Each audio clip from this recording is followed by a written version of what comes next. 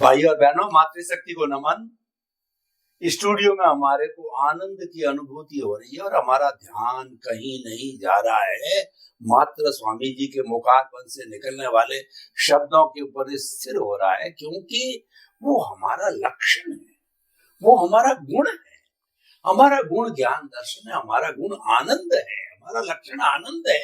आनंद ज्ञान दर्शन से प्राप्त होता है, सम्यक ज्ञान सम्यक दर्शन से होता है। सम्यक ज्ञान सम्यक दर्शन की अनुभूति कराने वाले स्वामी कमलेशानंद जी स्वयं साक्षात रूप से विराजमान है।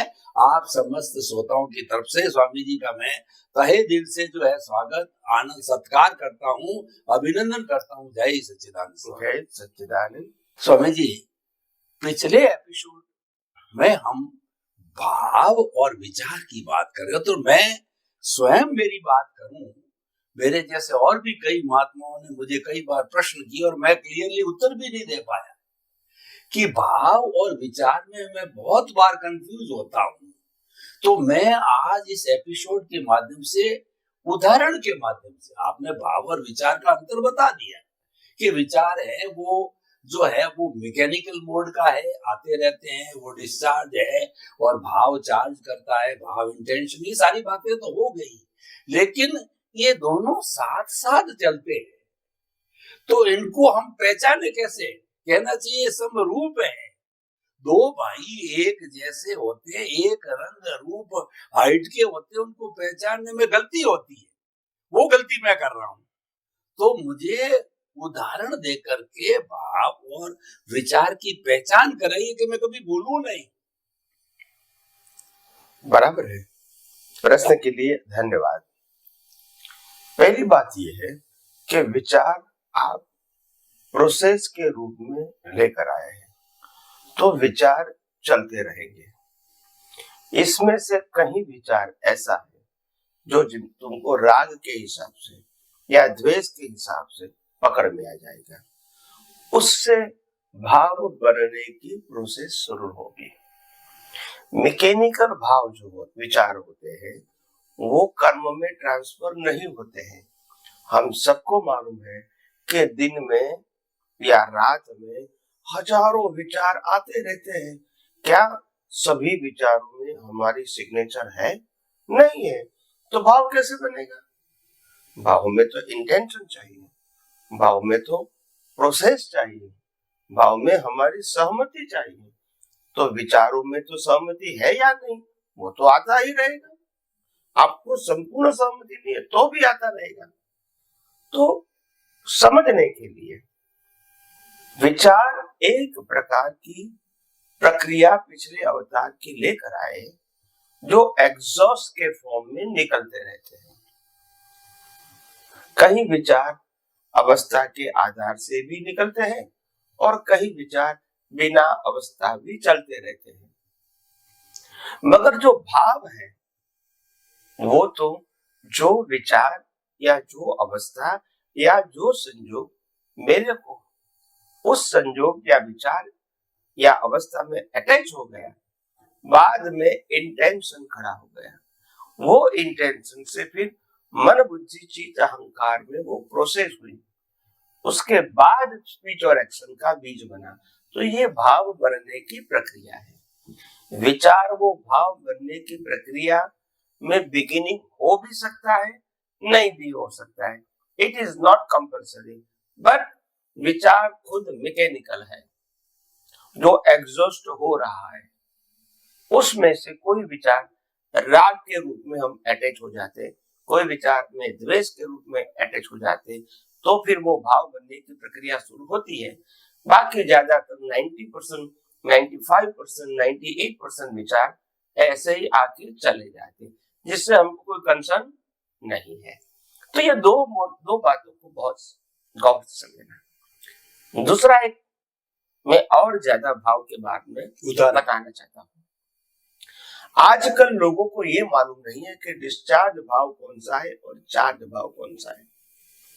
जैसे मेरे को शादी करने का भाव है, मेरे को मकान लेने का भाव है, मेरे को डॉक्टर बनने का भाव है, मेरे को पैसा बनाने का भाव है, मेरे को विदेश जाने का भाव है, शादी करने का भाव है, ये सब कुछ हो रहा है। तो वो भाव क्या है? और हम जो भाव को कर्म कहते हैं वो क्या है? दोनों को भाव ही कहते हैं। नॉर्मल आदमी तो इनको डिवीजन मालूम नहीं है। तो फिर आध्यात्म विज्ञान ने परिभाषा बताई कि जो भाव इस भव के साथ जुड़े हैं, चाहे पढ़ाई करना, खेलना, पैसा कमाना, शादी करना, घूमना, विदेश में जाना, मकान लेना, कार लेना, फर्नीचर लेना, ये सब कुछ जो भाव है वो सब डिस्चार्ज भाव है। चाहे वो रिजल्ट में आए या न भी आए, मगर आपका भाव इस भाव के साथ जुड़ा है, चाहे मिले या ना मिले, मिले या ना मिले, मगर वो डिस्चार्ज है, क्योंकि आपको अभी रिजल्ट चाहिए इस बात में, तो वो डिस्चार्ज भाव है। पिछले अवकाश चार्ज, अभी डिस्चार्ज है। और जो भाव ये डिस्चार्ज के साथ आशय में कन्वर्ट होके सिग्नेचर के साथ हम कहेंगे कि हमको इस प्रकार की परिस्थिति बार बार चाहिए, या तो एक प्रकार की परिस्थिति बार बार चाहिए वो भी कर सकते हैं, और इस प्रकार की परिस्थिति हमको कभी नहीं चाहिए वो भी भाव कर सकते हैं, या तो इसके अलावा कोई नया भाव भी कर सकते हैं। जैसे मैं डॉक्टर बनना चाहता हूँ, चार्टर्ड अकाउंटेंट बनना चाहता हूँ, इंजीनियर बनना चाहता हूँ इस बर्थ में, और नए बर्थ में मैं डॉक्टर नहीं, मैं चार्टर्ड अकाउंटेंट बनना चाहता हूँ, या मैं चार्टर्ड अकाउंटेंट नहीं, डॉक्टर बनना चाहता हूँ, मैं जॉब करना चाहता हूँ या बिजनेस करना चाहता हूँ, तो अभी मैं बिजनेस करता हूँ, नेक्स्ट बर्थ में मैं जॉब भी करने का कर सकूंगा, या जॉब करने वाला बिजनेस करने का भी भाव कर सकते, मतलब इच्छा या कामना। हाँ, इसके अलावा कोई व्यक्ति जीवन का साथ निकाल के ये भी भाव कर सकते हैं कि मैं नेक्स्ट बर्थ में संन्यास लेना चाहता हूँ, इस प्रकार का पूरा पैकेज वाला जीवन जीना नहीं चाहता, ये भी भाव कर सकते हैं। यानी भाव में कुछ भी कर सकते हैं, इक्वल, अपोज या और कोई नया भी भाव कर सकते हैं। तो कहने का मतलब ये है, भाव करने का जो पोर्शन है वो टोटल फ्रीडम वाला है, मगर वो फ्रीडम भी आपके ज्ञान दर्शन के मर्यादा में ही रहेगी। उससे ऊपर के भाव आप जो ज्ञान है ही नहीं वो भाव कैसे करेंगे? तो इसीलिए भाव में फ्रीडम जरूर है, मगर वो फ्रीडम आपके ज्ञान दर्शन के अंदर है। तो वो चार्ज भाव है, और डिस्चार्ज भाव है जो लेकर आए, इस भाव के साथ जुड़े हैं, इसका रिजल्ट आता है या नहीं भी आता है, फिर भी वो डिस्चार्ज है। तो ये पोर्शन क्योंकि बहुत जरूरी था, आम लोगों को चार्ज भाव, डिस्चार्ज भाव की जो डिफाइन है, डेफिनेशन है, लाइन ऑफ डिमार्केशन है, वो मालूम नहीं होती है। तो इसीलिए मैंने इस एपिसोड में बताने की कोशिश किया है। स्वामी जी आपका बहुत बहुत धन्यवाद। हमको सारी चीज स्पष्टली मैं मेरे शब्दों में व्यक्त करना चाहता हूं कि जो इस जन्म के जो डिस्चार्ज भाव आते हैं उसको विचार कहते हैं। कि जैसे कि मुझे मकान लेना है, कार लेनी है, बच्चों की शादी करनी है, मुझे अच्छा इंजीनियर बनना है, डॉक्टर बनना है, चाहे बनूं या ना बनूं, ये सारा विचार है, मैकेनिकल है, भुगतान है, और ये डिस्चार्ज भाव है। अब हमको जो है इससे जुड़ कर के या बिना जुड़े हुए भी हमारा ज्ञान दर्शन की एप्लीकेशन जरूरी है, और वो हमारा ज्ञान दर्शन तो फिक्स है, पीछे से लेकर के आते हैं डेवलपमेंट, उससे बाहर भी नहीं जा सकते। ऐसा नहीं कि ज्ञान दर्शन का डेवलपमेंट तो 10-20% या 90% की बात करूं कि मैं अगले भाव में मुक्त हो जाऊं, भाव कर सकता हूं, लेकिन प्रश्न ये है कि जो हम चॉइस करते हैं, जो हम कामना करते हैं, जो हम इच्छा करते हैं, चाहे वर्तमान के संजोग के आधार पर करें, वर्तमान के भुगतान के आधार पर करें या बिना भुगतान के भी करें, तो वो सारा हमारा जो है वो भाव है, वो चार्ज भाव है, वो अज्ञान स्वरूप भी हो सकता है, विज्ञान स्वरूप भी हो सकता है कि मुझे हर जन्म के अंदर मैं जो है वो जो है अपनी कुदरती रचना को देखता रहूं, अपने अस्तित्व में लीन हूं, ये भी भाव मोक्ष के लायक और सहायक भी डाल सकते हैं। तो स्वामी जी आपका बहुत बहुत धन्यवाद, ये चीज क्लियर हुई। और मुझे जहां तक मुझे ख्याल है, जो महात्मा गण या श्रोतागण जो मेरी तरह कंफ्यूज हो रहे हैं, उनको भी इन उदाहरणों से ये बात काफी क्लियर हुई। क्यों क्लियर होना बहुत जरूरी है, क्योंकि ये लाइन ऑफ डिमार्केशन है, और ये जब तक मालूम नहीं होती प्रतिष्ठित आत्मा को भी नहीं समझ पाएंगे और हम सारे प्रोसेस को भी नहीं समझ पाएंगे, वो इंटेंशन मुख्य होता है।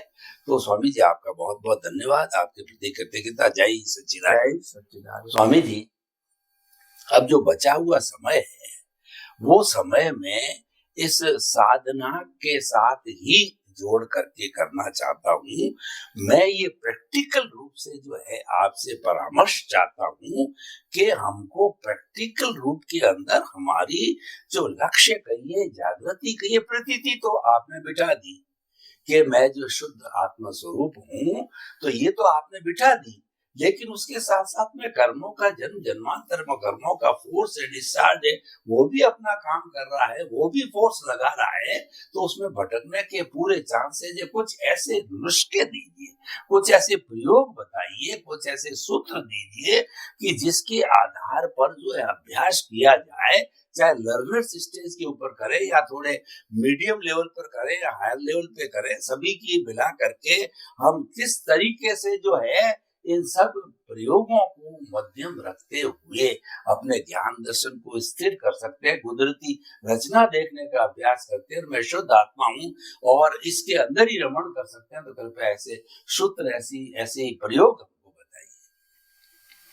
प्रश्न के लिए धन्यवाद। सबसे पहली बात यह है, जहां तक हमको आत्मा के अस्तित्व की वैल्यू समझ में नहीं आएगी और पैरेलल आत्मा के अलावा सब कुछ कुदरती कानून और कुदरती रचना के ऊपर ही आधारित है। इसमें हम और हमारा कुछ भी नहीं है। ये दोनों बात ज्ञान और दर्शन के रूप में समझ में नहीं आएगी, वहां तक आध्यात्म के मार्ग में प्रगति होना संभव नहीं है।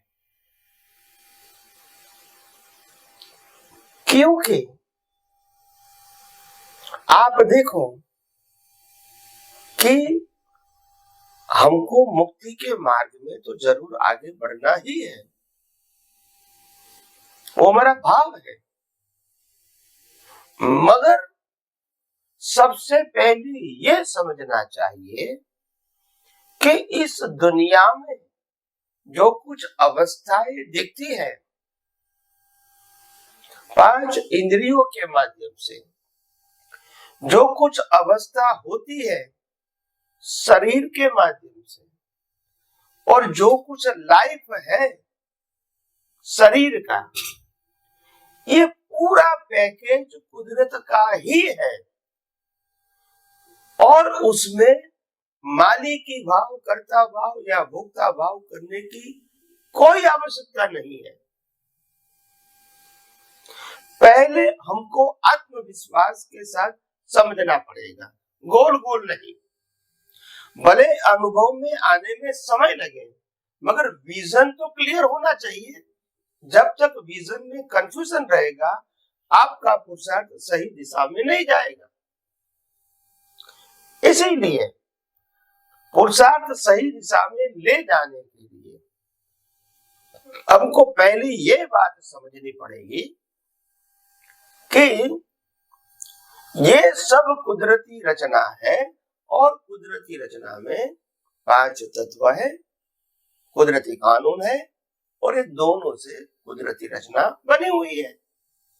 जो अवस्था बनती है वो हमेशा टेम्पररी होती है, परिवर्तित है। इसमें मोह करने की, राग द्वेष करने की, मालिकी भाव, कर्ता भाव करने की, या मैं भुगतान कर रहा हूं, ये भी समझने की कोई आवश्यकता नहीं है। सब कुछ कुदरती रचना है और ज्ञान के रूप में मैं चेतन, अविनाशी और अनंत शक्ति वाला था, हूं और रहूंगा। उसमें कोई परिवर्तन होने वाला नहीं है। ये दोनों पहले क्लियर होना चाहिए। दूसरी बात,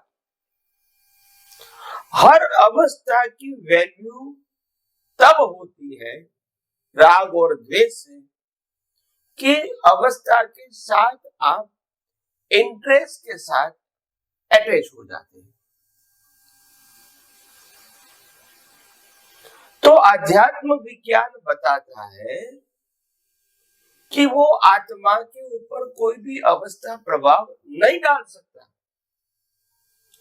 मगर प्रतिष्ठित आत्मा के ऊपर अज्ञान के बस प्रभाव डाल सकता है, जिससे नए कर्म बनते हैं।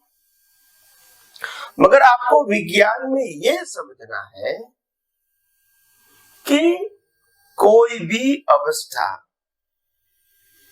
कोई भी संजोग और समग्र जीवन, ये पूरा पैकेज आत्मा के अस्तित्व के आधार पे है। आत्मा का अस्तित्व उनके आधार पे नहीं है। इसीलिए हमको शरीर और आत्मा दोनों साथ होते हुए भी केवल आत्मा की ही वैल्यू समझ में आनी चाहिए।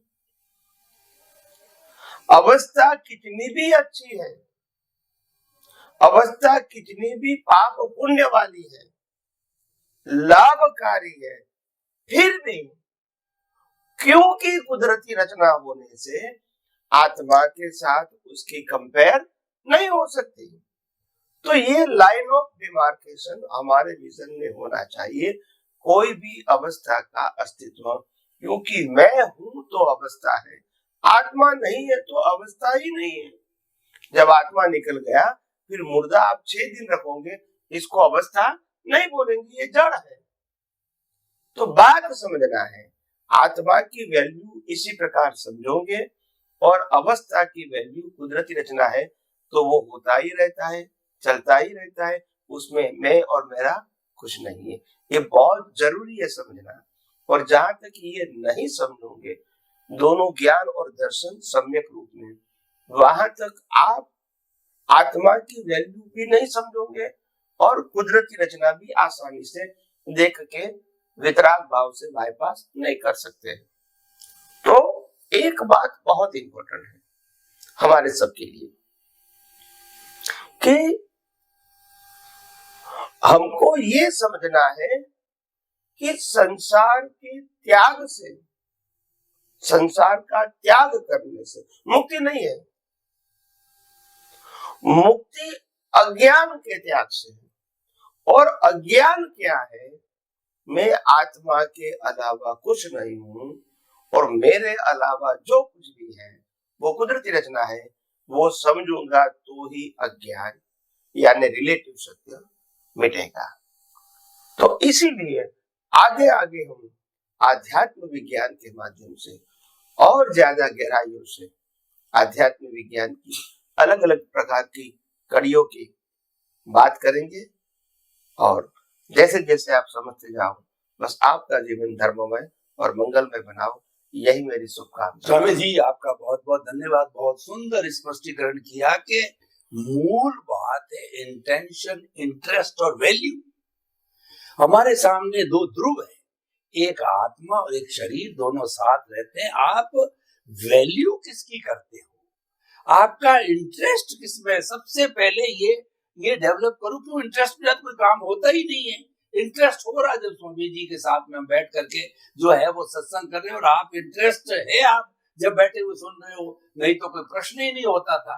तो इंटरेस्ट बहुत जरूरी है। तो आपने बताया कि ज्ञान दर्शन का डेवलपमेंट और ज्ञान दर्शन स्थिर रहे, तो सबसे पहले आप ये समझो कि मैं जो है वो विज्ञान घन स्वरूप आत्मा हूं, यानी मन वचन काया से मुक्त, ऐसा मैं शुद्ध आत्मा हूं। और इस शुद्ध आत्मा के अतिरिक्त पूरे संसार में 5 इंद्रियों से दिखाई देने वाला जितना भी है, ये सारा कुदरती रचना है।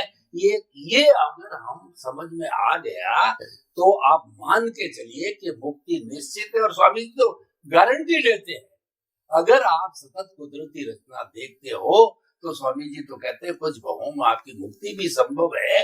ये क्यों कह रहे हैं? क्योंकि इनको सामने दिखाई दे रहा है, इनके ज्ञान दर्शन में खुला हो रहा है। तो आप समझ श्रोताओं की तरफ से स्वामी जी के प्रति बहुत बहुत धन्यवाद। स्वामी जी जय सच्चिदानंद। जय सच्चिदानंद।